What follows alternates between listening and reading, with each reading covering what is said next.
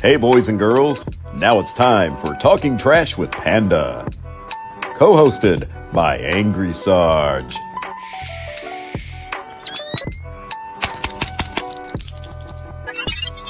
Yeah, let's go. Now here's your host, Tactical Trash Panda.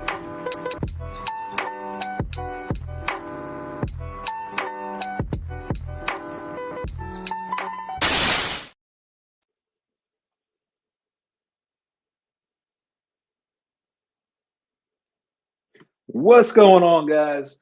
Thank you for joining tonight. This is Talking Trash with Panda, episode 15. And tonight is a special night because we have another guest tonight. So somebody new, somebody you may know already, but somebody new for those that don't know who would like to know. Before I do that, I want to give a special shout out to those in the audience tonight. Let's see. I know I saw Severity was in the house. He was the first one to comment.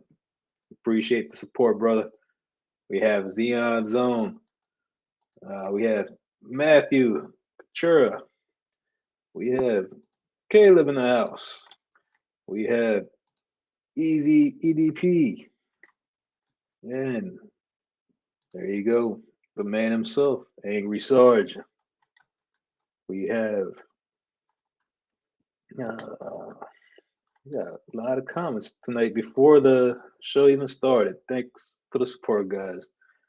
We have our boy, Bourbon Operator, Jason Davis.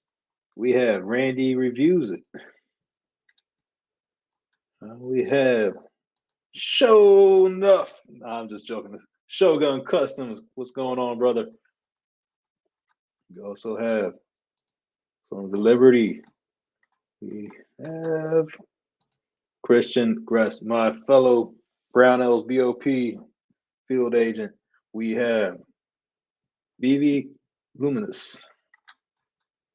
Marconi is in the house. And let's see, I think Eagle Run 23. Thanks for joining, brother.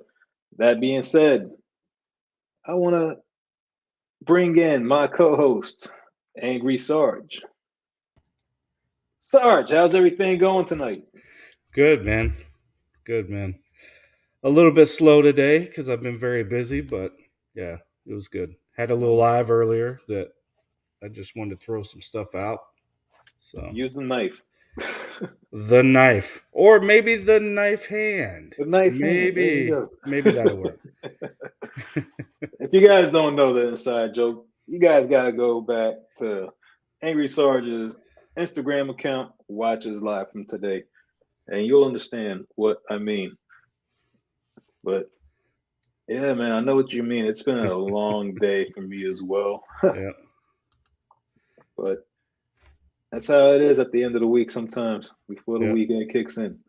Guys, I know I didn't mention this earlier, but we are chief instructors at Freedom Crew University, the only place where you could find one-on-one building or in a group setting building to help you with your special build. We got the best builders in the nation here ready to teach you. So enroll today in Freedom Crew University if you have not. And if you do, make sure you sign up for a class. We are the only place right now that will teach you how to build out your bridge frame, if you know what I mean. But yeah, anything Pretty else? crazy. Yeah. No, we got a lot going on at the university, and I know we kind of touched base on some of it. And I hate that my computer was acting up Wednesday, so it made for definitely a crazy night for me. I was very frustrated trying to comment in the comment section instead of being on there talking smack with you guys. But let's not delay it. Let's get our guest on. I'd love to see him on here. So you Guys, let's do it. if you already know, I mean, you read the title of the today's show. You already know we have Your Favorite Libertarian here Hey. Thank you for coming in today and taking your time to join us in tonight's show, brother. Tell us a little bit about yourself. Well, I'm a Libra. So I'm possibly your favorite libertarian. I'll let you decide that. I mean, I keep saying my favorite libertarian. I've claimed you. Well, you and not Jason will have to fight over it. I know. I won't fight him. I'll be nice. I'll let him win that one. Yeah, so I'm just a guy that is really into freedom and liberty, and decided to make a YouTube channel, just talking about a lot of stuff that is necessary for that. So yeah, that's pretty much me. I am a civilian, always have been, never been law enforcement or military. Just been an American citizen that is trying to keep the government in check. Oh, here's our favorite jokester. Oh, Croak is in the house. He's in the house. Hey, y'all. I had to do it. Sorry. I know what you mean, and I feel like there's a lot of, patriotic libertarians out in the community. So we appreciate what you do with the content. I was checking out your channel. I've seen you in the chats before, like in the audience, but I didn't realize you actually had your own channel. That being said, let's start with the first question. I mean, let's jump into it. What inspired you to start your channel? Yeah, so I've been watching YouTube for a long time, and big into all the gun tubers and all the different product reviews. A lot of the stuff that I have bought in the past has been because I've found some reviews that were like no BS. You could tell that they were actually giving their honest opinion, and they were talking about the product, what they liked, what they didn't like, and then I kind of made my decisions based off that. So there was some things that I saw where I was like, well, if I was going to make a video, I would also want to know this, or I would also want to tell people this.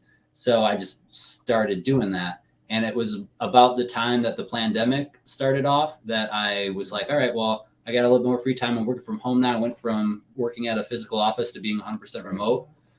So I had more time to edit and film and things like that. And I was like, all right, well, I'm just going to start making stuff that I want to talk about, and I'll see if people want to watch it, I guess. Want to help people out, make sure they have good information, and just inspire them to be self-sufficient, because that's a big part of having freedom, is being extremely responsible and reliant on yourself as opposed to the government. So right. I hear you on that. I mean, I feel like with the whole pandemic era, I feel like there was so many new content creators that started coming out around the same time, and it was a cool phase, because that's when I really jumped onto like Instagram and YouTube and started building my name up as well. And a whole new group of guys really became really cool with one another at that same time. And I think that's when I met Sarge, because of the groups of guys I was affiliating myself with, and here we are today.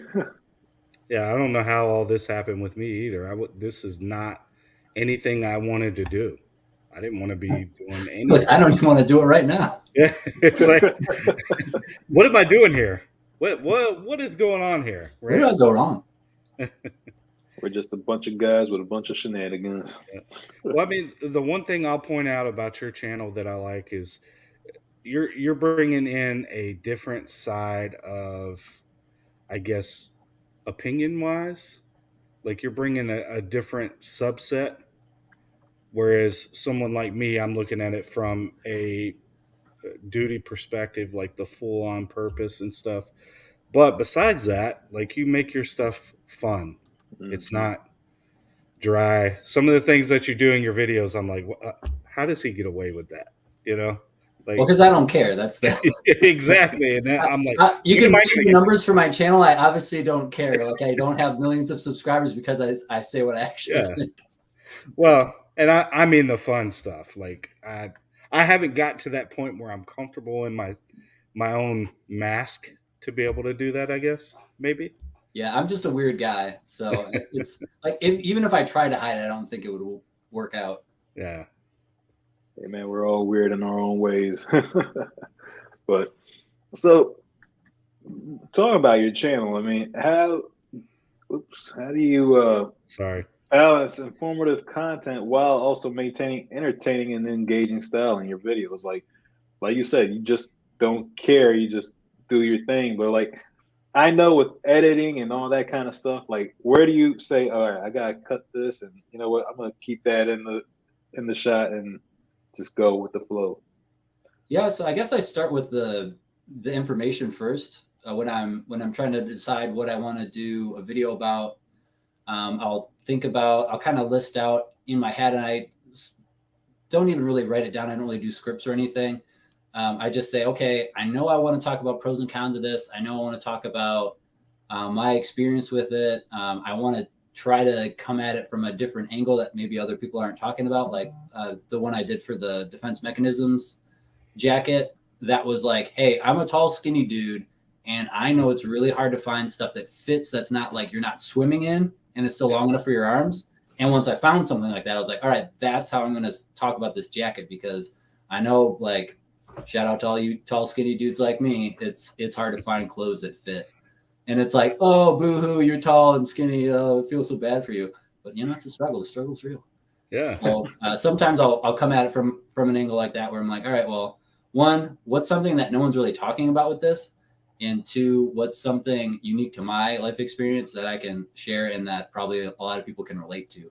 Yeah.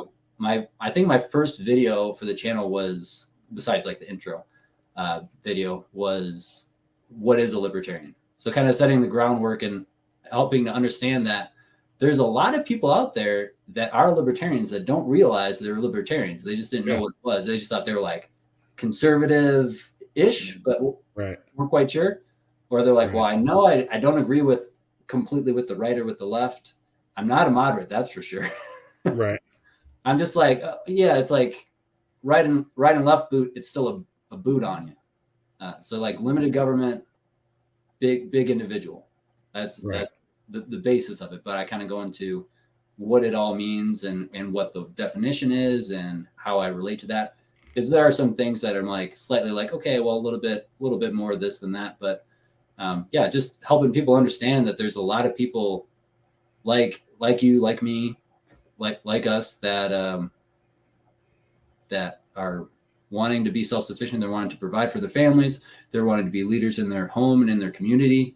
And they don't need the government or any special interest programs or big business to do it.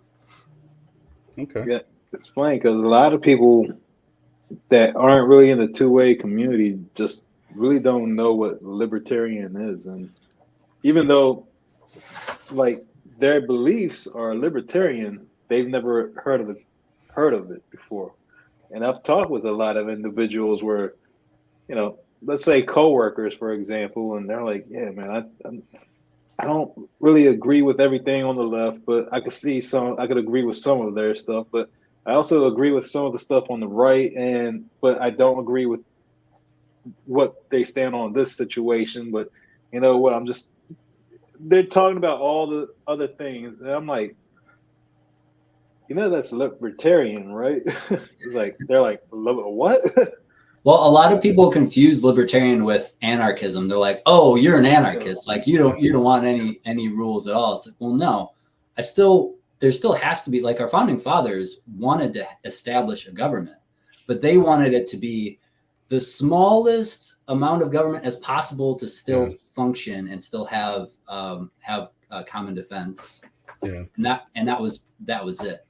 For the people, by the people, how it was supposed to be. Exactly. Yeah. But yeah, it's crazy. Like, I feel like the society is so brainwashed and like just picking sides that they don't even realize what's in between those two sides anymore.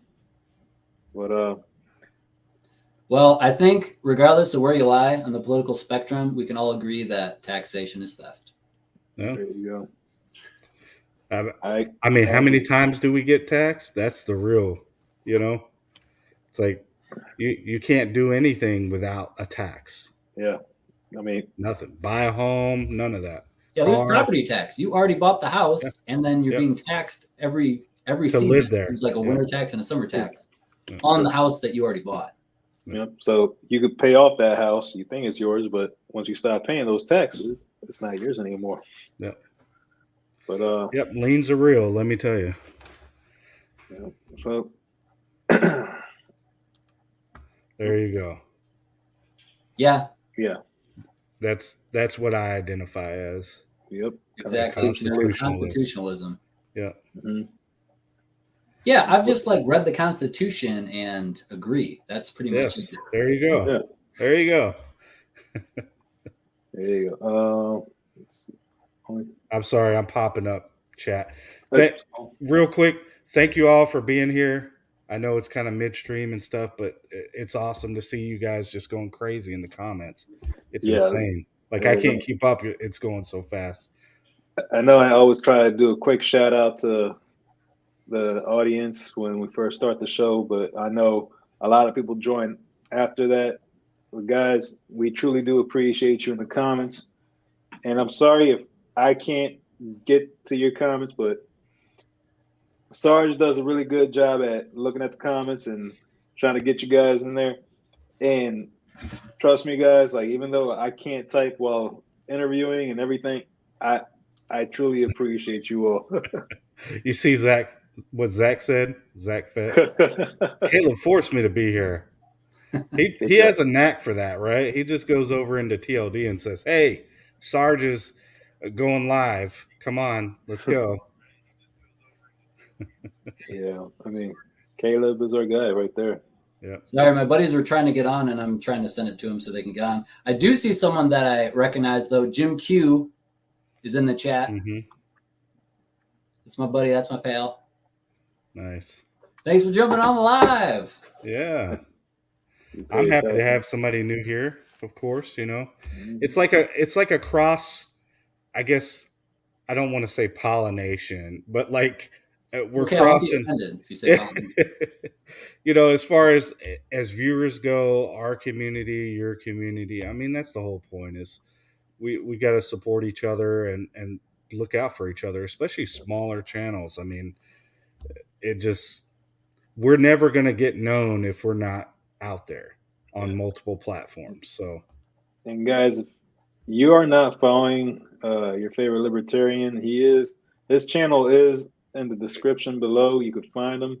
Make sure to give him a like and a follow and all that good stuff. Leave some comments after the live and watch his content. I was getting familiar with this content. Like I said, I didn't know he had a channel. I've seen him in the chats before, but he's got some really good content out there. Yeah, I don't really tell anybody I have it. I was on all the TLD live chats and stuff and just commenting and hanging out. Mm-hmm. And then I forget who, I don't know if it was Walsh or not, Jason. They're like, "Oh, you have a YouTube channel?" It's like, why didn't you say anything? Yeah. They were real cool. Yeah, they're real cool. I'm glad they opened that up to us as well. We're able to post in there. I try not to use it a whole lot because most of you guys are subscribers to the channel. So, and y'all are pretty good about checking in. I know you can't always be there all the time, but I see you check in. You'll make some comments and stuff. So I appreciate it. Yeah. Friday nights are tough for me, but I try to get in every once in a while when I can. Yeah. Yeah, I get it. During the weekdays, it is so tough to get on lives and support everybody. But we do appreciate everybody. Even if you come in here, you can't stay on too long, just leave a comment. We do appreciate your support. Yeah, we get it. Life is busy. And I know so many different people have lives throughout the week. It's hard to keep up with everybody's lives. Yeah. So we do appreciate you popping in. Yep. Well, snap, Mr. Shush is here. Yep. So, Even Jabba. I know that guy. Yes. Jabba popped in. By the way, Zach, we don't have a wheel of disappointment here. We're gonna have to figure out something to make. I'd be happy to disappoint you guys if you want. wait, I mean, what- we might as well, right? what is the wheel of disappointment? I did not. So Is that's that a the wheel TLD? that that's the wheel that they do where you're like, I'm gonna win something, and then you just watch it keep spinning, and then it just goes right over your name, Oh, yeah. in super slow mo, Been there before. So, on to the questions. Where did we leave off right here?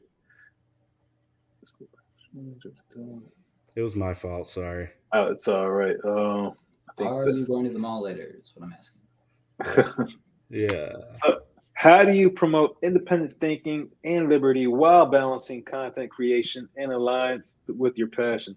That aligns with your passion. Sorry, the little Angry Sarge was in the corner, kind of in the background. Mm-hmm. This is a deep one. I mean, I'm just kind of myself on screen, so I don't really feel like it's anything I'm trying to do.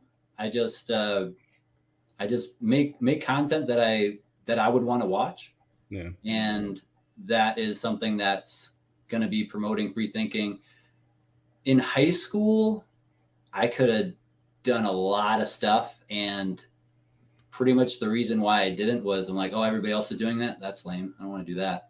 Mm-hmm. So kind of always just been that way. And I just continue to make content that is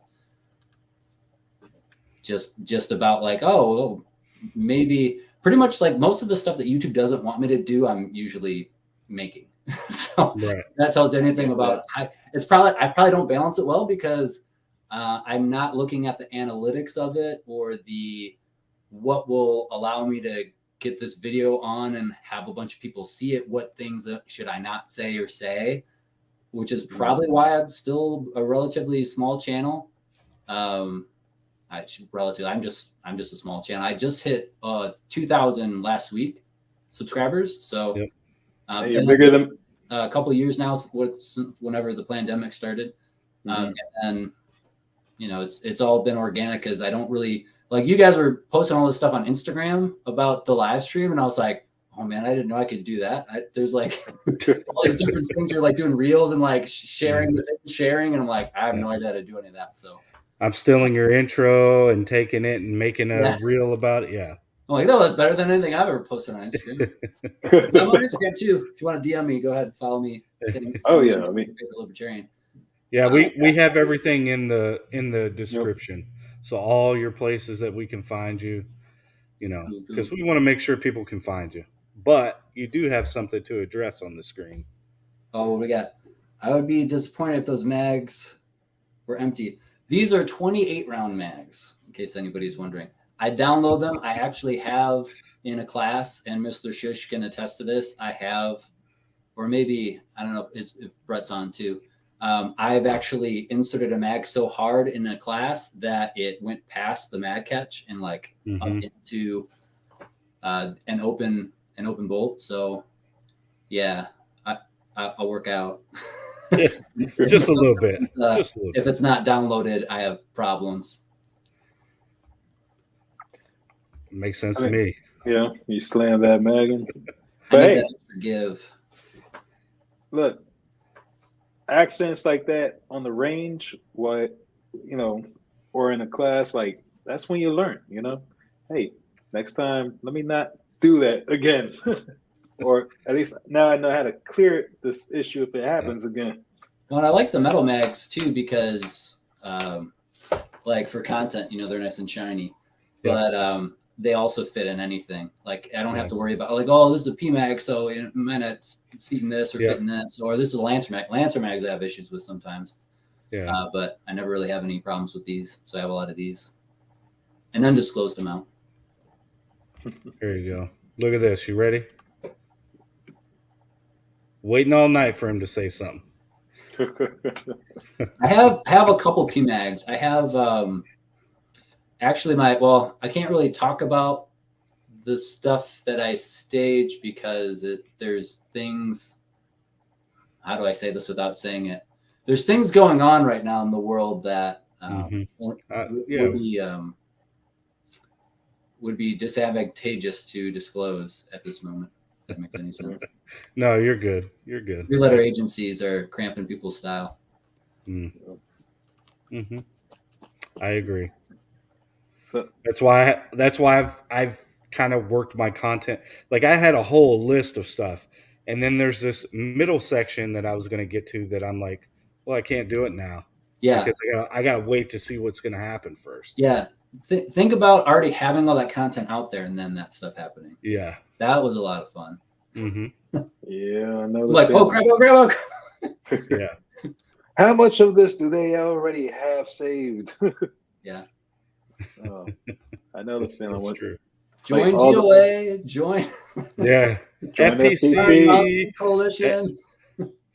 Move to Texas. You should, I mean, even if you're not, and I don't get any money for saying that. That's just you should. Yeah, none of us do.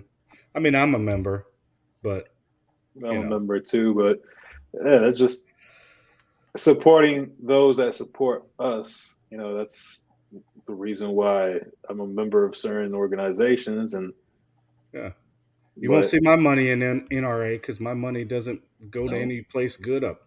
I let that membership lapse. Yep. Yeah, I never had one because I never had one either. I mean, I had one when I was like in my early 20s. Yeah. Well, we didn't know any better back then. Actually, when I started shooting, I started shooting in high school, like the freshman year of high school. My best friend Alex, if he's watching, I don't see him on here, but Kevlar Rockstar, I think is his handle. Shame on you, Kevin. I'll be looking. If I see him, I'll pull him up. But he actually got me started into guns. I wasn't I didn't grow up in a gun household really. My dad wasn't opposed to it. My family wasn't opposed to it or anything. That just wasn't something that was in our house. And then I started going to a conservation association, a gun club that had a bunch of NRA shooting clubs, and one of them was the Junior Rifle League. So I started 22 bolt action target, and that's so like an NRA program actually got me into shooting. So I like the old NRA, not so much the current NRA. Yeah. Because it was like $2 every Monday for all the 22. Remember those days? All the 22 you could shoot. And I got up to expert level marksmanship for that program. And then I joined, they said, hey, we need someone on the skeet and trap team. So I joined the skeet and trap team. So I started shooting shotgun, and we competed against a couple different clubs, nothing crazy, but did that. And that was a ton of fun. And kind of just the fun of shooting got me into the 2A community.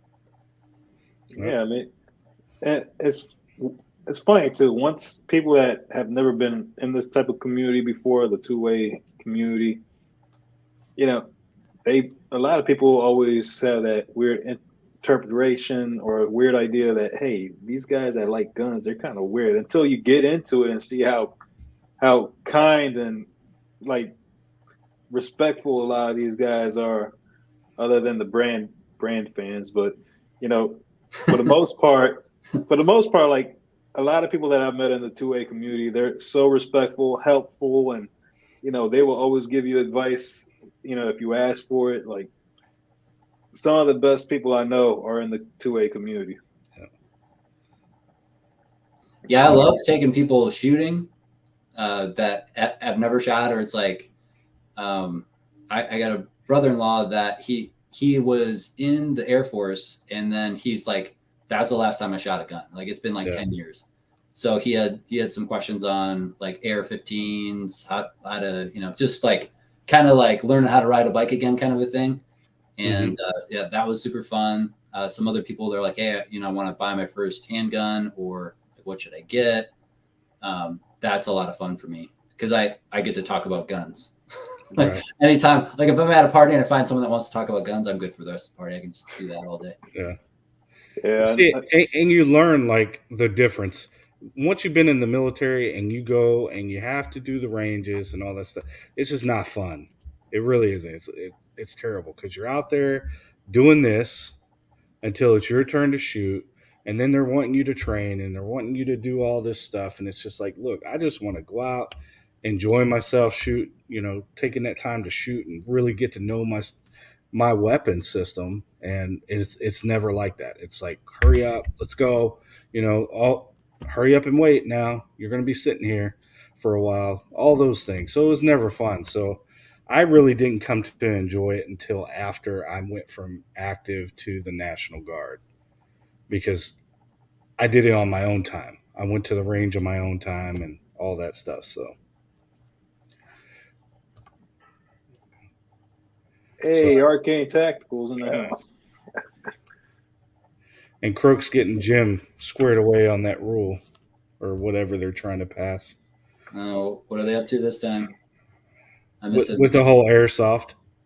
Oh yeah, And Nerf guns. Are Like, you kidding me? Wait, what's going on? It's the gateway drug to freedom. Don't Yes. let them use it. Yes. They're Exactly. teaching our children about freedom. Yep. Man, Yeah, they're just trying another form of regulating toys. I was So if thinking we about regulate making- toys, that's going to change the world, I guess. I wanted to get into airsoft just because it's like so much cheaper than simunition training. Mhm. I've done simunition training. It's awesome, but it costs a lot of money, and It's I had expensive. to drive to Indiana to do it. Yeah. I mean, our SWAT team for a long time was running airsoft because sims are expensive. Yeah. Really Yeah, you expensive. can get a decent gun for pretty cheap. Mhm. You already have all the other gear. You just have to put different mags in it. I mean, pretty much it. And from what I understand, as long as you are not trying to game it and you're not like just running around like a dweeb with your just like spraying all over, and you're actually using the training that you've already had in like real Mhm. classes and Right. applying it, then it's good and it's cheap. yeah, I mean, once you get the training, and that is a really good way to keep up with what you were taught in the classroom environment or on the range. Just to do, I've never tried airsoft before, but I've seen a lot of videos on YouTube in the past where I'm like, okay, I know this guy definitely trains just from the tactics that he was using and how he was going about it. Yeah, I've seen some footage where I'm like, okay, well, but if that wasn't airsoft, you'd be dead. Yeah, there's always that too. It's all at how you approach it, what your mentality is going into it, I think. Yeah. But, Yeah. I've done paintball. I love paintball. It's I funny. should Yeah. have people with paintballs. Yeah. I never got into paintball or airsoft, Yeah. but I feel like Good. I feel like that's mainly because when I did bring it up as a kid, my dad was like, "That's a waste of money. Mm. I can always take you to the shooting range." I'm like, "It's not the same thing." No, I I mean, can't shoot at other people at the shooting range, yeah. Dad. Well, and the other thing is too, is it's going to help you understand because they're fairly close, right? Yeah. A lot of the airsoft that I used are fairly close to the real thing. So understanding how the order of operations are as far as, or the manual of arms or whatever, understanding how to use it and use it properly. It's cheaper to do that than to sit here and start with your kids dry firing, not price wise, but even time wise, breaking it down to them, because the toy they could take with them and then they could practice it any time. I'm not going to give my kid a rifle. Here you go. Just do whatever you want to do with it. And they're not to that age yet that I would say, okay, I feel comfortable with doing that. Yeah, first time I played paintball, sometime in high school, I think, or middle school, at some church event. It was like a church field trip. So I've got cool churches, and I had a pump action. It was like the cheapest rental you could get was what we got. So it was like a pump action single shot. So you pump it and then shoot it, pump it, shoot it. And there's these guys with like these like $1,000, they're doing like the 2-finger thing with the trigger. And you make your counts, shot, you make your shots count, and you have to be in the right place at the right time, or otherwise it's not going to work out for you. So I learned a lot. Yeah, I mean, It's kind of like when a parent is teaching their kid to shoot with a single act, like bolt action or lever action, versus a semi-auto. When that kid likes to shoot, that trigger is going to get pulled a lot quicker than when they got to take their time, shoot one at a time. So I'm not a parent yet. Any advice on that, Sarge? What would you recommend to teach your kids on semi-automatic or bolt action?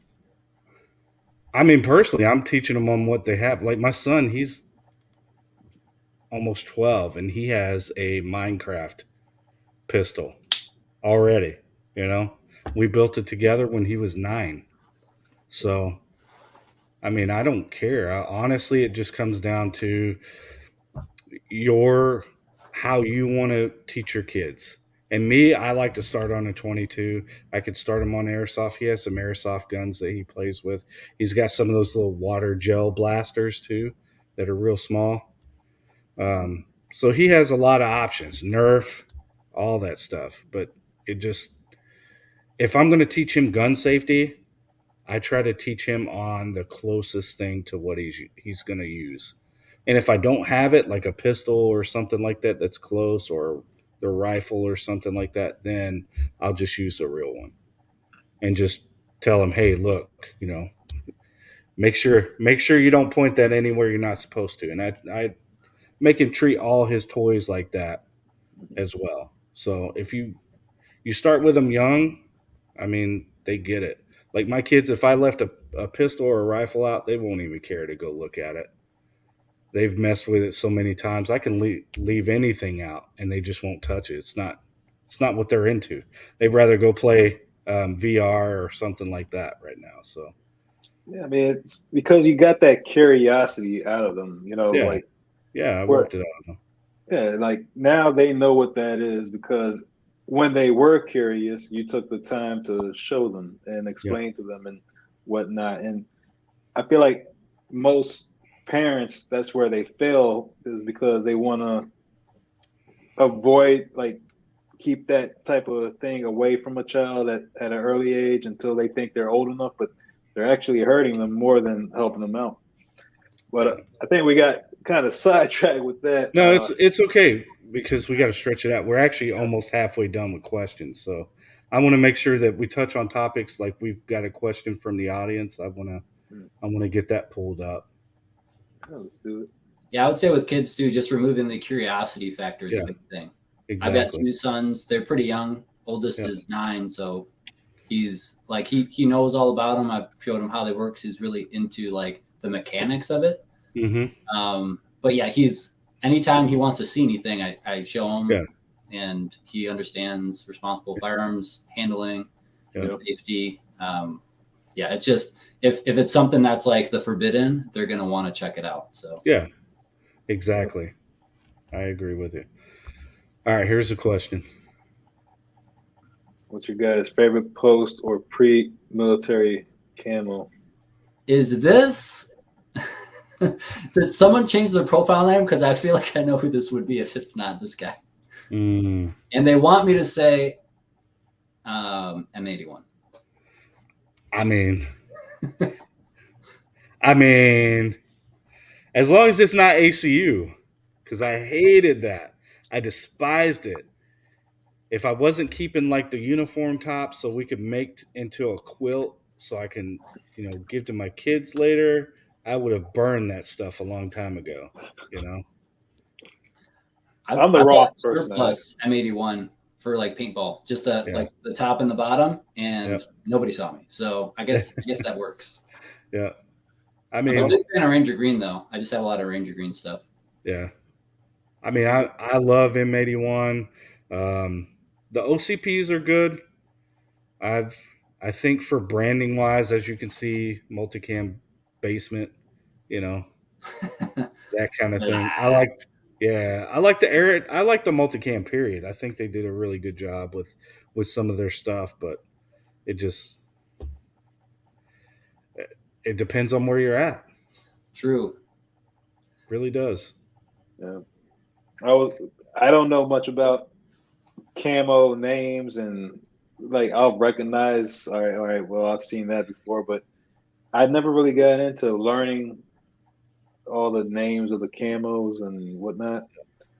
But I agree with you. It's like depending on what region of the country you're in, you should know which type of camo to wear. Well, I can tell you there's a map out there that everybody keeps spreading around that shows what the best camouflage is for that area.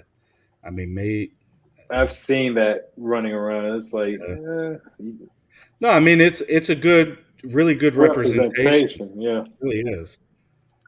Definitely don't discount it.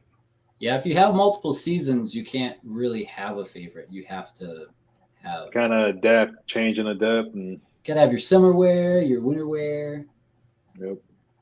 Like where I'm at, we get all 4 seasons, so I would have to know what to wear every season, just if I wanted to really camouflage. Mm-hmm. I think that's definitely something like an area that I would say I need to improve on is that I need to have more stuff that helps me blend in. Yeah. But then there's also gray man kind of camouflage where you're not trying to be spot. You want to fit in with everybody else. Yeah, this is a life vest for a boat, sir. just some lead weights on there. It's just got some lead weights to. These plates are buoyant. These are shot stops. Oh, there you go. Oh, jeez. Sorry, I'm running back and forth talking in the private chat too.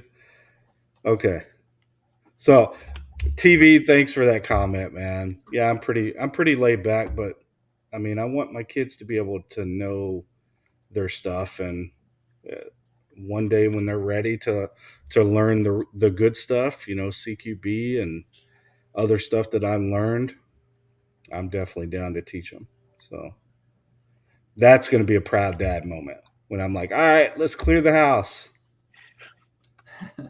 And right now, my kids are learning hand-to-hand stuff. They're in MMA classes and stuff. Nice. So yeah. They're learning a lot of really good, besides in the home, they're learning a lot of responsibility and honest, like they have all these like pillars that they have for the mindset stuff in martial arts. I would pay for them to go just for that, even if they didn't learn how to do anything else, like physically. It's awesome. So yeah, I highly recommend that if you have young kids to get them in that. And that'll probably help with other areas of their life too. Definitely discipline. Yeah, I know with martial arts comes a lot of discipline. Yep, I agree. And it's a good thing. It's a confidence builder too. It is. I mean, if you think about it, that's starting them young and getting them to understand what they're capable of doing especially if they don't quit, Yeah, that's where I messed up. I quit. So he's a green belt right now. And they're testing later in June for his junior green belt. So he's moving up the ranks. He's got weapons training. He spars at 9 years old. Nice. That's awesome, man. So you're ahead. Yeah, BJJ, Krav Maga, Muay Thai. Those are the main disciplines that they teach. Mm-hmm. A little bit of karate. Yeah.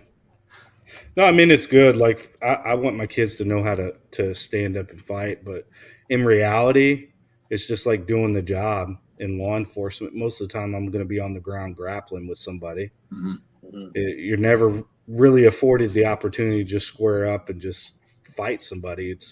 They're coming after me. They're going low. Now they're coming after my firearm, and I've got to gain control and stuff like that. That's why BJJ is like a cornerstone for me.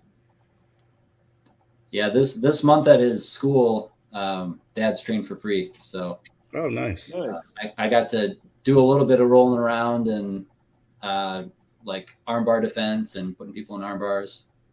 Yeah, good times. That's good. Good time. I feel like with martial arts too, certain martial arts. When I was very young, I was doing Taekwondo, but I really just like to spar a lot. And transitioning from young child to a little bit older, 10, 11, 12, that's when you're starting to get into a little bit of actual fights and whatnot. For me, I had to adapt from, okay, now I'm not in the ring, there's no rules. Where do I learn how to actually go full on and not try to hold myself back? I feel like that's something important to teach kids too, is like know the limitations and know when to break through for those limitations.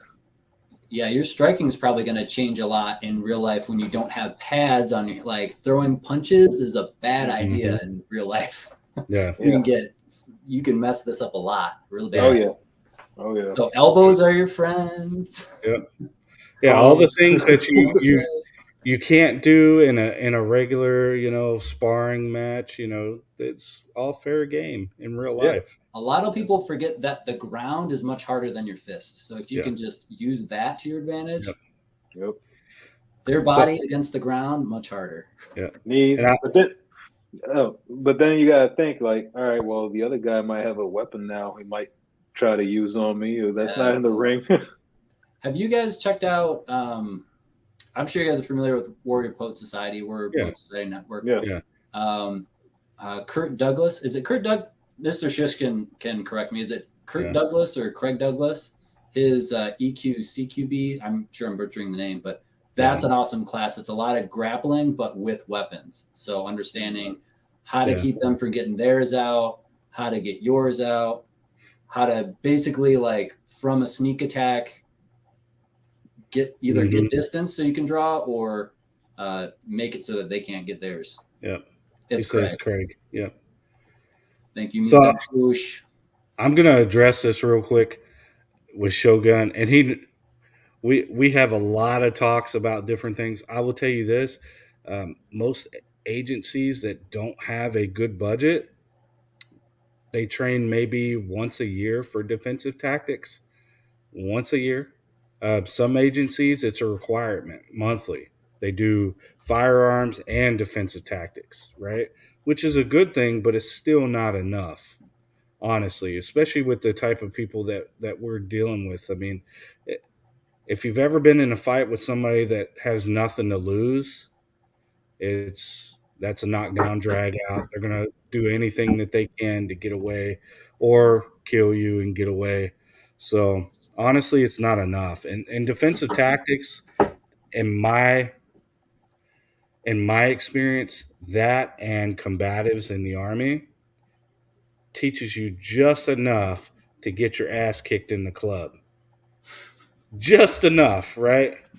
So do you really want to trust that? I mean, they have BJJ for cops and stuff like that, and sometimes they're giving away scholarships and stuff. So those are things that we can take advantage of. I would say as a civilian, don't be afraid to spend money to invest in being prepared in those areas. Yeah. Even if someone else isn't paying for it, it's still not money wasted.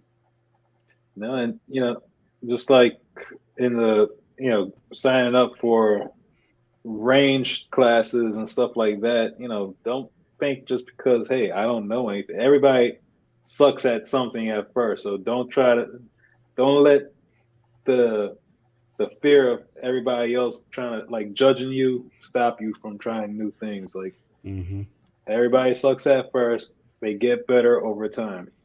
Yeah, I bought my first rifle at 18, and then I bought my first handgun at 21, got my CPL cert or whatever, took that class, and for a little bit, those were the only classes I had. Like I took the basic class, I shot at the range, and it wasn't until I was older that I started taking actual like all-day classes, low-light classes, simunition classes, and also a really big one was it's a class called When a Gun Is Not an Option, which I have a lot of class reviews too of like classes I've taken. If you guys want to check those out, but if you're like in the tri-state area, Michigan, Indiana, Ohio, highly recommend MDFI. They've got really good mindset classes and like use of force stuff.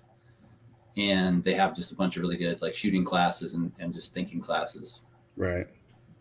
No, I mean, it's good. I think the only thing that I see out there that really frustrates me is not a lot of people understand low light, no light. So when they're putting these theories that they're talking about into practice, I mean, I feel like they're setting you up for failure in most situations. So, for instance, the low light class that I took, mhm. it started when it was still daylight outside, and Yeah. they were teaching the class as the sun set, as it was in your Right. eyes, as it Yeah. was in the backdrop. So Yeah. you went through every single possible lighting scenario in that class. Yeah. Like, why is it daytime? It's a low light class. You'll see.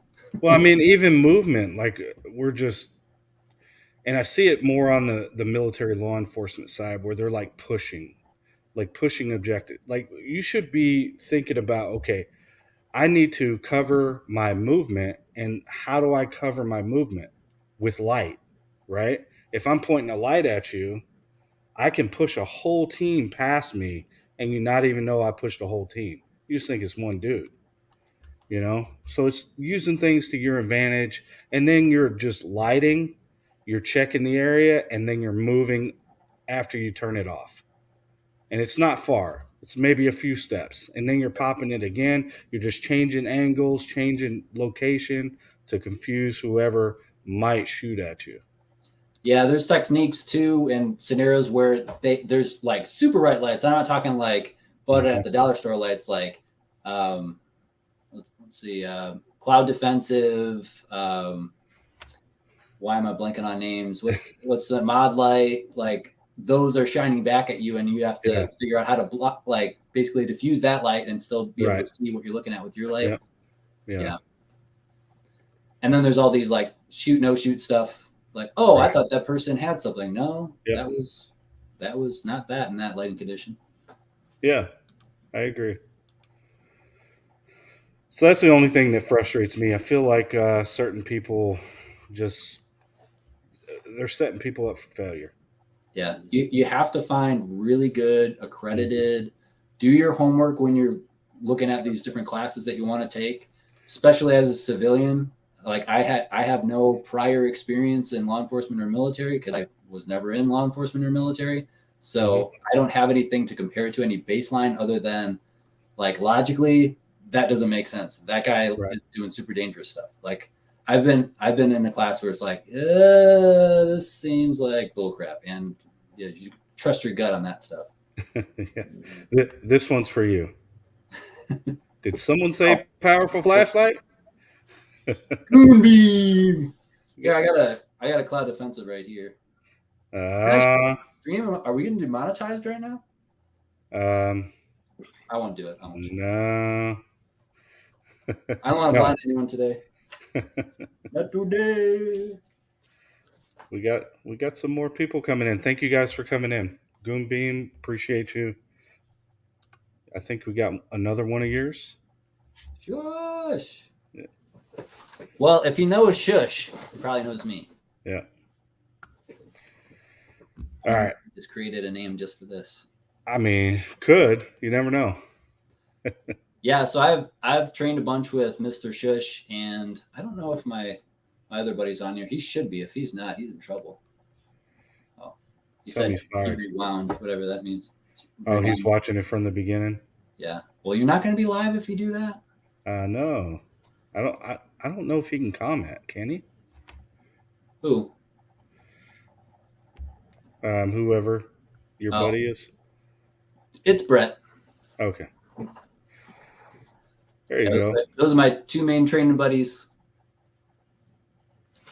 If someone comes into our neighborhood, we're basically the guys that it's going to be. You got it. You're going to have trouble from. Nice. Yeah, he said he's here. Nice. It's always nice to have your group of guys exactly in your close-knit area. Yeah, so what those two do is they get the really cool stuff that I want, and they start this exclusive club. So before the suppressors, I finally got my first suppressor. And I'm like, cool, I'm part of the Cool Kids Club now, sweet. Nope, they updated. They're like, No. We're gonna get the Blackbeard stuff, and now we're gonna like be on this app and compete against each other. I'm like, crap. Yes, this is getting expensive. they're the guys that are gonna push you to go broke, right? But Yeah. we call those guys the enablers. I can't. Hey, don't point at me, bro. Don't point at look. Just because I got a Glock 48 doesn't mean you have to have one. They're a little bit older than me, so they have, they've got more years to accrue the wealth. And I was pointing to the chat, but then I realized StreamYard's chat is on the left and YouTube chat is usually on the right. I always do that. I'm like, yeah, just click up here for the playlist over here. Yeah, that's true. That is true. All right, let's push the questions. I know we're getting close to an hour, I think. Yeah. Yep. Getting close to an hour. I don't want to keep you on here too long because I'm nice. What future plans or goals do you have for your favorite libertarian channel? Long term, like probably super long term, would be not having to have a day job. That would be sweet, because then I could actually like film outside during the day more often. I could be like outside at ranges. I could travel for stuff. That would be sweet. That would be like the long term. And it'd be similar concept to what I'm doing now. Short term, I just started building a basement gym series. So like a big part, like obviously all this stuff, being prepared, being ready for the apocalypse when it eventually happens is like one of my main things. My other main thing is fitness. Christian first, family, fitness, freedom, all of that stuff is my jam. So a part of the channel that's kind of going to be starting to offshoot and just be additional content. I'll still do all the other stuff, but one thing that I'm going to be focusing on in the more near future is fitness. So I'm finishing my dad and I and my sons and my wife. You'll see some where they're like hammering and helping with framing and stuff. But we're finishing the basement. So right now it's just exterior walls and insulation. We built a bunch of interior walls. We're doing everything for the most part for ourselves, except for a couple things where it's like, I don't want to get electrocuted kind of stuff. So we're doing that. And then it'll be a lot of kind of like, if you guys are familiar with Garage Gym Reviews or like Basement Brandon, those guys who review workout equipment, it'll be a lot of reviews. I've done a plate carrier workout series because when the pandemic kicked off, it was, I basically went from being at a Lifetime Fitness, like, one of those mega gyms that has everything possible that you could ever want to work out with. I went from that, and that like work paid for that, and it was just down the street from work. So I would work out every day at lunch, to you can't go to gyms anymore because we said so. Yeah. That's unhealthy to like work out. You shouldn't do that. Yeah. And God then forbid. at home, I had a plate carrier because I'm an American, and I want to be able to stop bullets, which they've been trying to get rid of those for years. Yeah. I was like, okay, I have that, so I have additional body weight, so I can do I basically modified a bunch of the stuff I did at the gym with a plate carrier and like 2 18.5-pound crappy cap barbell dumbbells. And with that, I tried to recreate all of the workouts that I did in a super nice mega gym. And that kind of started the whole home gym thing. So I kind of had a home gym. It was not a very good one, but I had one. And now I'm at the point where I was like, all right, I'm investing in this. My sons are going to be able to work out in this. My wife's going to be able to use this. And I'm going to be spending a little bit of money, but I'm going to be documenting like all my costs, talking about if you want to be able to do this within this price range, and you have really low ceilings for your basement, and you need to maximize your space and what you're spending and what you're getting and all the movements you do. Yep. That's what that whole series is going to be. So I just started that. Kicked off 7 a.m. today because Brett likes to watch them in the morning. I know. That's what my complaint was. I was like, what is going on here? Like, why is it so early? But then you said it, and I was like, all right, I'll give him a pass. Just for one guy. I'll give him a pass. You see how little I care about the analytics. It's like, if I was smart, which it's debatable, I would be researching like, okay, what's the optimal time that everyone's like on YouTube watching things, and I'd post. Actually, 7 o'clock. I just care about my friends and my family. Yeah, so at 7 o'clock, from what I saw, that is optimal time. You want to do it 2 hours before the main traffic. Okay, 7 a.m. Right. That's what I did. So, but it's on certain days. Just saying. Yeah. I didn't do 7 p.m., but I did 7 a.m. Everybody. There you go. There you go. Because that's what Brett wants. I almost said Brent. Look at this. He hates it when I call him that. He said, "Thanks." Oh, it is you. Good. I'm glad Yeah, I it's which him. one you are now. Now we can talk. Let's see. Yeah, I've been looking at that too, but it's so random sometimes that you just never know. So just Well, and it's pop like it out. if you do it the day before, like if you do it in the middle of the night before, they're not going to see it until the next day anyway. So here you go. Officially from my nerd who tells me everything I need to know about everything. Weekends are 9 a.m. Everyone's got their coffee. They're at their desk pretending to work, and then they watch YouTube videos. Not that I've ever done that. I mean, why, right? I would never. Never steal a dime from the company. I'm in a chair from my office right now. I just took it home. Like I needed to work. Yep. They give you a 15-minute break, right? So you can do what you gotta do.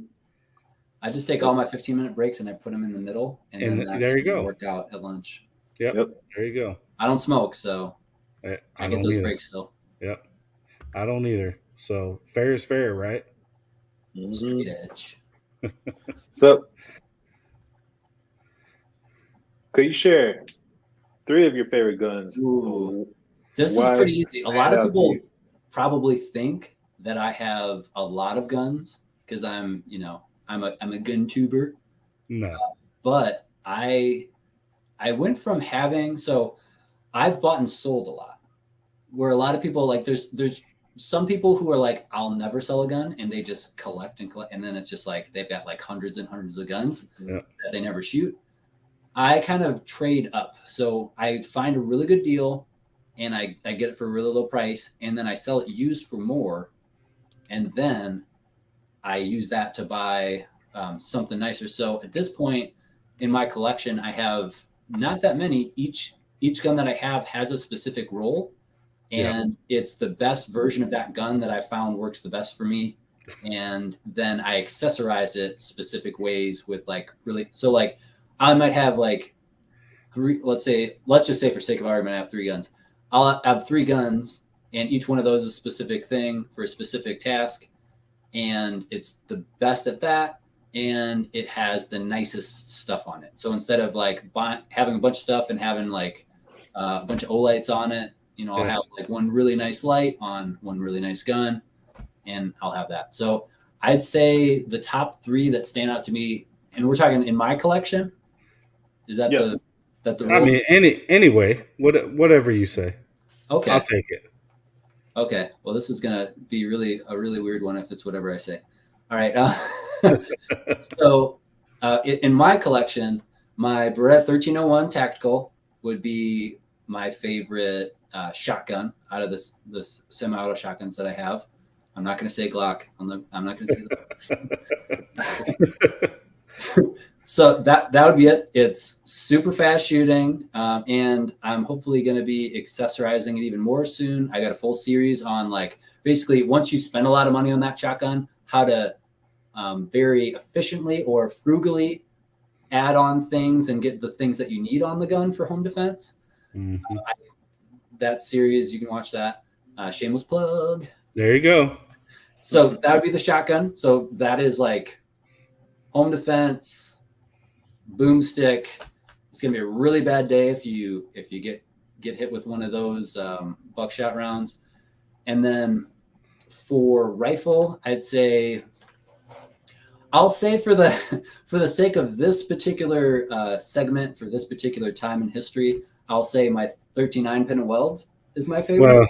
Well, not my favorite, and you probably know why. I do know why. I live, what did I say, like 5 miles from them, and all I see, and I'm not going to talk too much crap, but if we need a rifle in our job, I can go to them right now, I guarantee you, and it'll be done in a few weeks. And I'll have it in my hand. Versus you, dirty why? civilian over here. Yeah. Why? That's my whole thing. Why? It should Yeah. be, maybe you put a little prioritization on us, but still it shouldn't be that long how long you waited. Yeah, so I'll say the name. I don't care. I'll say it. Triarch. Yeah, so Triarch, I ordered a rifle from them. It took them over a year to make, and when I ordered it on their website, it was a 8-week lead time. So I was like, all right, a few months, that's fine. I'll wait for it. I hear it's really good. Yeah. Well, they kept changing. Like after I ordered, right after I got an email saying, hey, it's going to be a 20-week lead time, and I was like, that's not what it said on the website. And then it kept pushing. Yeah. Eventually got to a year, and I did a whole series. So if you want to know all the details on like how horrible that experience was, you can watch it right now. Yeah. Not right now. Wait until this is done. But yeah, it was horrible. As far as the rifle goes, like it's a solid rifle, but like wasn't worth a year waiting. And I had to constantly be on customer service and like keep asking for updates and stuff. Yep. And then you had issues. It just shows up one day. Yeah. I think that video is a good eye opener to, I guess, as a testament of some of these so-called custom firearms people. Yeah. Because that's horrendous. I'm surprised they weren't like, hey, we took about 13 years to make this rifle for you, so we'll just, we'll hook you up and send you back some money.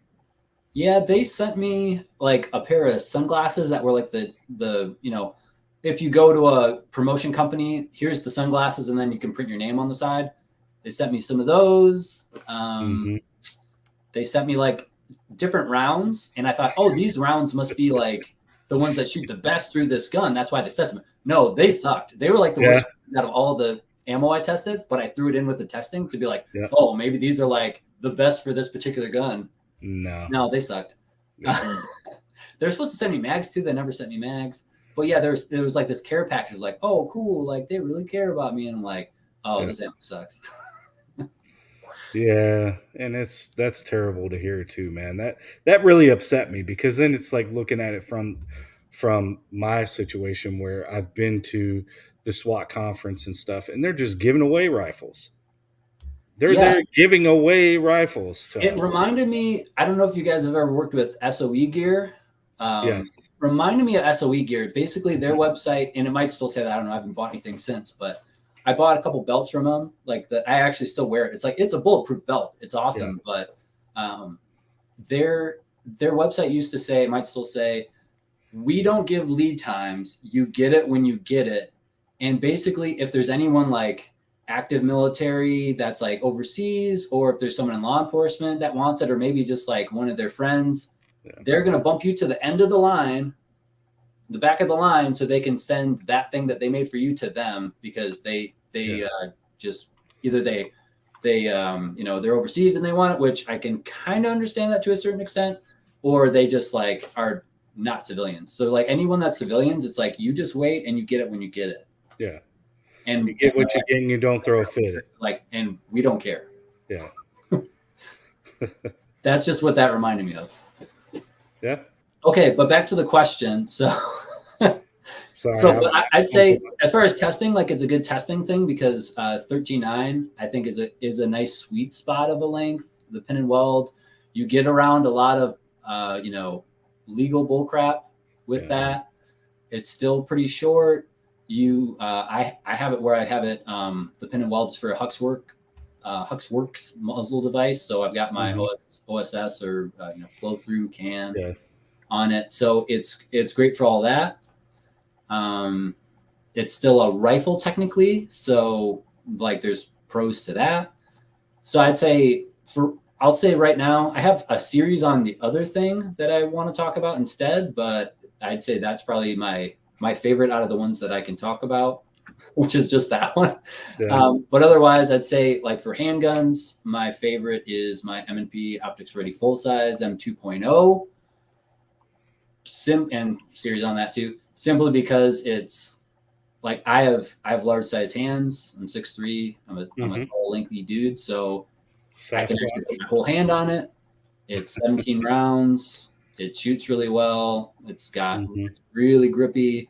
It's already got the optics cut. It already has front cocking serrations. Like basically everything that I wanted in previous gens that I emailed the company about, they did. Yeah. And I'd like to say it was all my idea, and you're welcome, everybody, for now having that platform to yeah. I'm sure they were doing it before I ever talked to them. Oh, I'm sure, very sure. Yeah, I'd say those 3 guns. I'd say that one.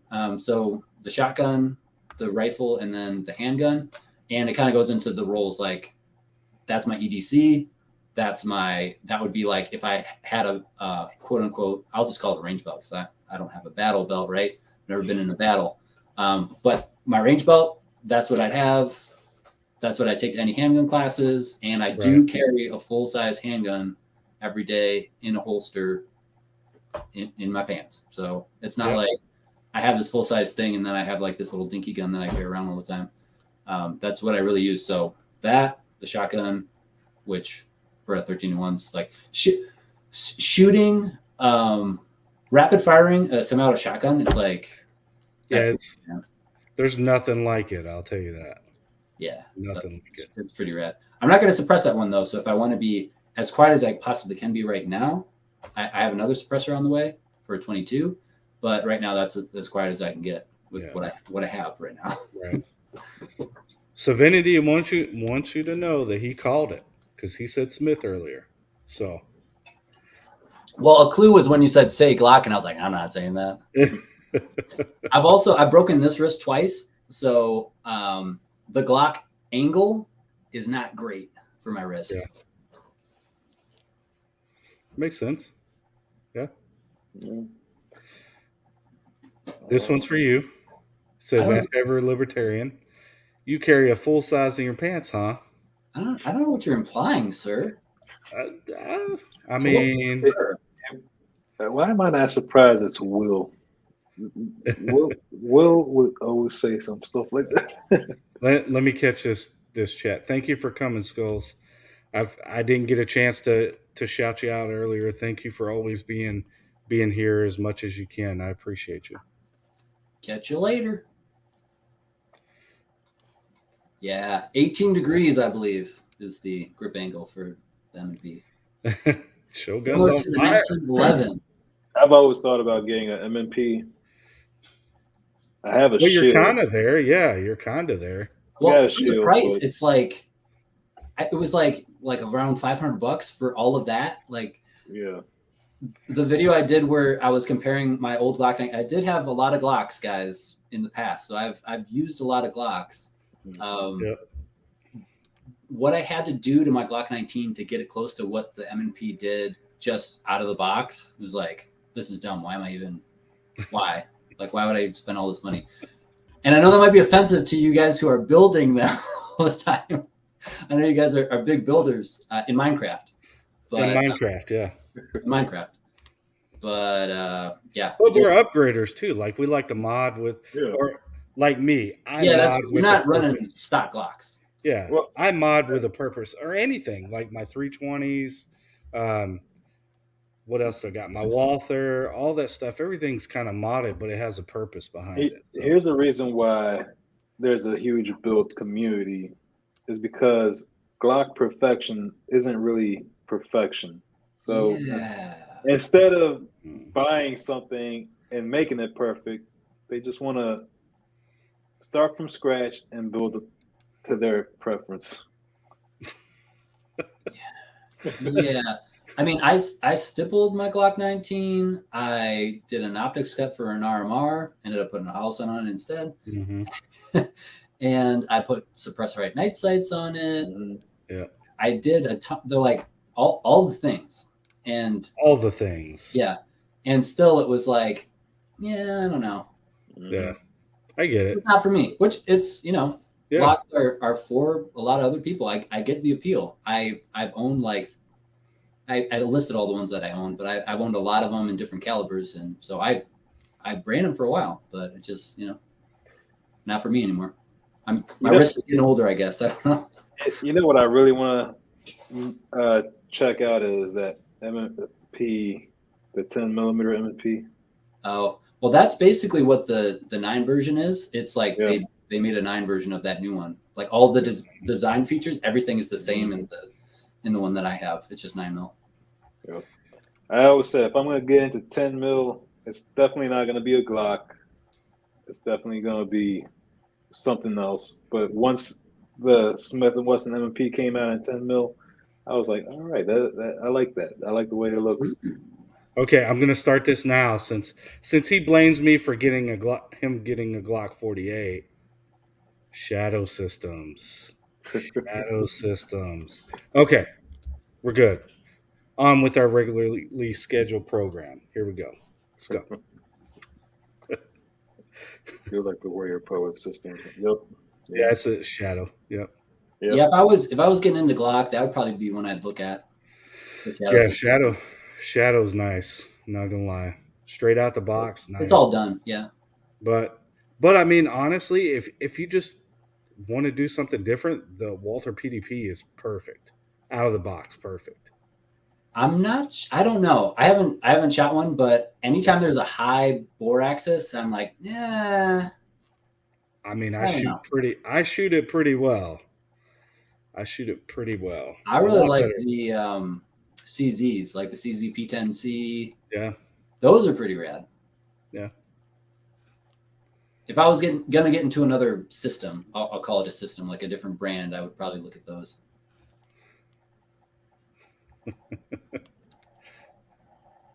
There's a lot of Glock fanboys. I mean, it does the job.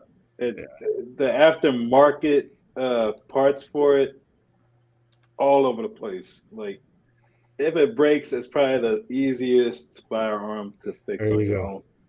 There you go. Croak said it. Amen to Walther. Just go shoot one. Your axis is overrated. I have shot Walther PPS. My wife has one of those, and that shoots great. I hate Walther, and then when I got a PDP, I said this is probably the only Walther I enjoy. I can't do any other one. They're ugly and they're stupid, in my opinion. Until I grabbed a PDP, and then I was like, I like it. I might have to grab one of those, then I'll have to shoot one maybe. 1 hour.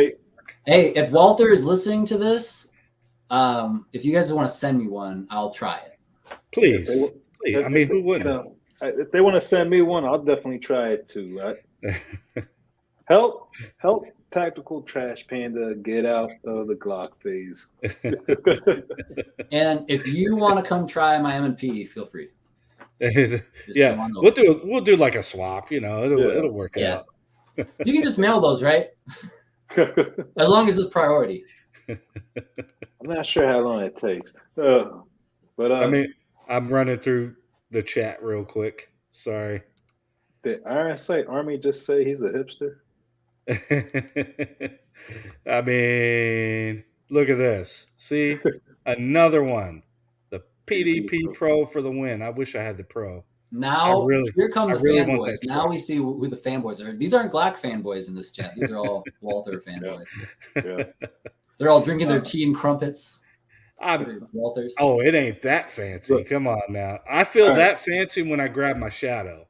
I'm like, all right, I got to have tea and crumpets. Here's the thing. I thought when you grab your Shadow, you just disappear in a cloud of smoke. You just go, ninja vanish. Nope. No. Mm-mm. I feel fancy. I feel like I'm driving a Cadillac. The first gun I ever shot wasn't a Glock. Yeah? It was a Smith & Wesson. Nice. Was it a revolver? No. It was, don't tell me, it was the SD, that SD9, the one that they got copyright infringement from Glock from? No. This was way before then. All right, so fun fact. I shot my first gun when I was 4 years old. So it was a Smith & Wesson model 645, and the third gen of it was a 4506. Then they had the 10 millimeter version of it. It was a 1006, I think. And that thing was such a beautiful firearm. I would love to find a used one and just pick that thing up. It resembles a 1911, but it's double single action. So, I know what you're talking about now. Yeah. All right, Training Day. Think of Training Day, Denzel's. Yeah. Those were right there. Yeah, my first ever handgun was an HK USP compact with a stainless steel slide in 40 Smith & Wesson. So yeah, that's probably why I'm not into high bore access. Yeah. It was sweet, but like for a first handgun, I spent way too much money. I mean, makes sense. Yeah. I had like a Elko leather shoulder holster for it. I was sweet. I was styling. I was so good. You were. 24 was a TV show back then. I don't know if you kids remember that. Yes. What? Kids? Hey, look. This. I'm talking on the chat. I know you guys are on my level. I know. I'm actually the young one in my group of friends. That's funny. No offense, guys. I'm the young one with the old soul. 37. I'm not old. 37. Yeah. To quote Monty Python. Yeah, you're still young. Nice. Do we have any more? I don't want to. I know we're running short. It's one more. We're almost at an hour 30, so I guess we'll ask the last question and. Yep, let him sign off because Ralph's show is going to start and we're going to lose people. So. Yep. So, if someone is starting their journey with guns, what advice would you give them? Oh, I love this question. I would first start with education. So safety, first and foremost, before you even touch any guns, you should be learning all about that. There's a ton of awesome resources on YouTube, other places where you can get that information. And that would be where I'd start. And then after that, if you're talking about like, I guess if the question is, what should my first gun be? I'd be asking a lot of questions as far as like, it depends. What are you going to use it for? Is it an EDC gun? Is it something that is home defense? There's all sorts of context that matters in that situation. Mm-hmm. But I would say if you're trying to select a specific gun, I would do a lot of research, figure out based off of what you see and what you think would be beneficial to you, narrow it down to a list of them and rent the guns if you can. That's a big thing. Rent them and shoot them, because you might find, I found with a lot of stuff, before like that was really a big thing you could do. I would just buy guns, try them out and find out I don't like them, get rid of them, and then get in one that I'm like, oh, that sounds like I'd like that. Save yourself a lot of money and a lot of time and a lot of ammo, and just go to a range that will rent them, and then you can try them out. And most of the ranges have most of the popular guns in that caliber for that purpose there, because they know that's what people want to rent. So if it's a rental, chances are it's reliable, because they don't want to have to clean rentals that often. They don't want to have to deal with a bunch of issues and people having to come back to the range with a loaded gun that's brand new and like, hey, this one isn't working. So they're probably going to have rentals that work really well. And then that'll maybe also be a sign that it's a good gun. But yeah, I would rent and try a bunch of stuff out before you buy. Because you can do that now.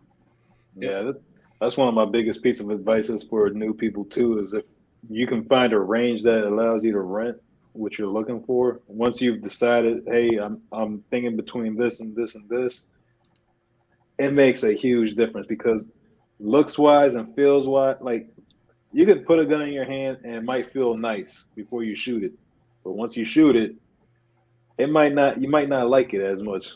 Yeah. Also, I would say in terms of like purchasing and what you do with your money, buy what you can afford, but also the buy once, cry once mentality rings very true. There's a lot of like entry level stuff that has been sold so that I could buy something better. And I'd say there's some things that you, depending on the category, you can get a really good gun for a okay price, but I would much rather have someone, when they buy something, it's something that that's going to be super durable. It's going to last them a long time. Really important when you're talking about life and death tools that you're using, that it works really well. It's really high quality. It's reliable. So I would say, if you don't need it like right this second, save up your money and get something better than just get something okay now. Yeah. I mean, everything's purpose. And the biggest thing that I tell people is consistency. If you plan on carrying it, are you going to carry it consistently? Meaning that every day, like religiously every day. That's why holster choice is important. That's why anything you pick off body or putting on your person, like some people just fill up with a bunch of crap, and I'm like, that's why you get an off body carry option, or you carry the rest of your stuff in a pack and you carry your pistol on you. You know what I'm saying? So it This just is also dependent on age, Yep. gender, stature. Like for instance, my mom, she's like maybe 90 pounds, probably not even that. She's like the sweetest little thing. So if she was buying her first gun, I would probably lean more towards a 22. She's like, oh, I would never hurt anyone. I could never do that. So if she's just doing it for fun, 22, low recoil, someone who's really young, just starting out in guns, if they're like a kid, 22s are great. Cheap ammo, you can practice a lot, you can have a lot of fun. They're light, they're very low recoil, like barely at all. If you suppress them, it's even better. There isn't even really that much of a noise. Context matters, obviously, which is why I like this question so much, because there's so many ways you can answer it. But yeah, it really is. But it all just comes down to the same thing. It's just if you're going to buy a gun, make sure you buy the right one for you that you're going to carry all the time. Because the minute you leave it home, what good have you done anybody, including yourself or your family or your loved ones? And if that's what you're buying it for, if it's for home defense, it doesn't have to be super small and concealable. You could have a really big gun for home defense. Yeah, I mean, I'm not against using my 17L for the house because it's like shooting a sniper rifle, except it's a pistol. Well, you probably have a lot of training with handguns in your. I watched the live stream about you, so I figure you probably know what you're doing with a handgun. Possibly, yeah, maybe a little bit. Probably more than most people know with long guns in the house. Well, I mean, even long guns, I got maybe a smidge of training. Yeah, I would think you're probably like middle of the night. You're like, what do I want to? Not that. Well, I could put that one on my hip. I could take this one too. There's just like a slew of options.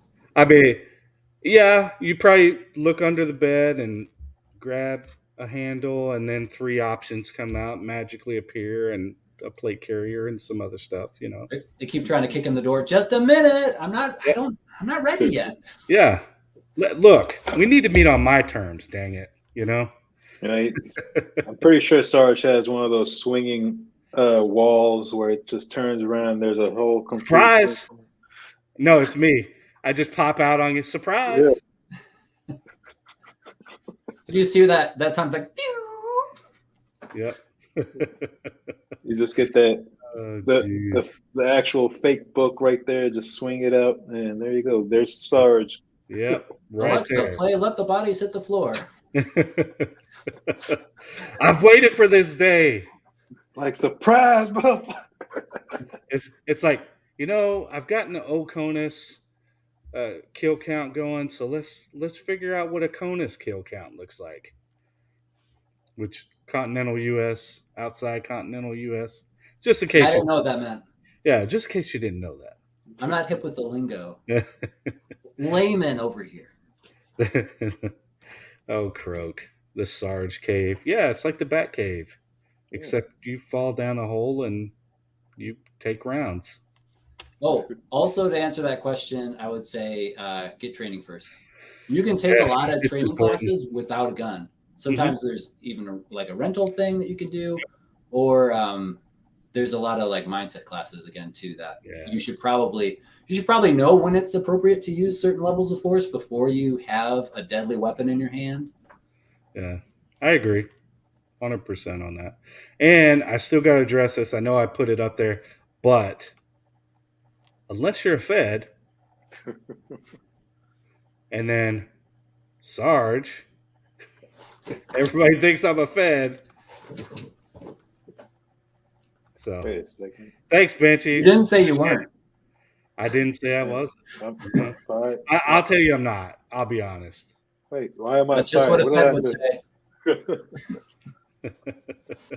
Oh, there you go. You're fired, Panda. What the There you hell? go. He said it. Why did I What's do the it? question? Hold on. Let's see. Do I need to address that?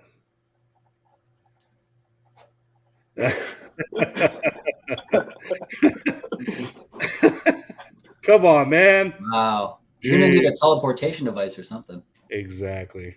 Hmm. All right. Where am I? Why is it so dark? Who are those people? What? How did I wind up in Michigan? Just go. Do your thing. Go. Go. You're on. Yeah. There you go. Yelling directives at people. Yeah, you know. Is that when the knife hands come out? Yes. Wait, I thought the knife hand was a Marine thing. No. No? I mean, That's they use Army- it That's an because Army. everybody wants to be cool like us, right? Okay. I wasn't I'm sure. from Mr. Shish on this one. Hold on. Which one is it? Who knows under that mask? Come on, man. He's actually a robot. He's got like the T2 underneath the skin right here. Yeah. He just hadn't got new skin yet. Yep, that's what it is. Wait till the new mask comes. Then I won't have paint on my face. It'll be fantastic. Thanks, Zeons. Appreciate you. You're the man. You're awesome. Yeah, Winkler. I've seen it. It's like you could cut someone's arm off with that thing. Oh, okay. You own it? Nah. I'll let you guys think that. We've been using it for a while. Oh gosh, someone had to bring up crayons. I know. Why is it everyone brings up crayons? All right. Well, let's finish this off so everybody can get over to the roast on Chairman One's channel. I thought I was getting roasted. Not yet. Maybe next show. Maybe next show we could do like a my favorite libertarian roast. Call me a it's Fed, not I going to be dare yours. you. It's going to be my favorite. We'll see. It's kind of like those endings that they have in movies where they're like, we're going to let the viewer decide what that ending really meant. It's like, I'm everyone's favorite. Like, I'm going to say that I'm the favorite libertarian to you. Yes. Specifically, even though I'm pointing to everyone on the screen. Yeah. To you. We got to have the FCU crew on just for a roast, because when we have the whole FCU crew on, oh my God. Guys, if you didn't see the live on Chris from the 740, we get dumb. We get like, it's chaos. Like, we just need to record it one day so everybody can see behind the scenes what kind of chaos ensues when we all get together. Yeah. When we get that Freedom Crew University crew together, man, that's some. Yeah. That is a fun time. I agree. All right, man. We're at the end of the show. Why don't you tell everybody how they can find you, and we'll let you sign off. You can find me on the internet, mostly YouTube. I do post occasionally on Instagram. I think that's it. Your Favorite Libertarian on YouTube and Your Favorite Libertarian on Instagram. Can we get some help from the nerd, please, Caleb? And thank you. It's in the description too, but we'll throw it up in the chat so people can get there while they're here. Appreciate you.